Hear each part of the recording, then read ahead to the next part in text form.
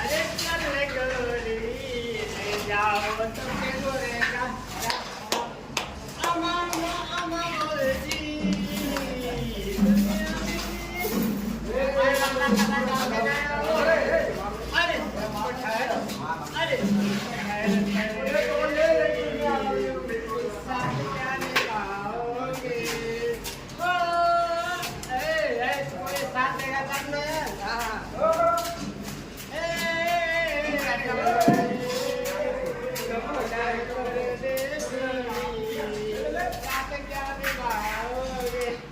नहीं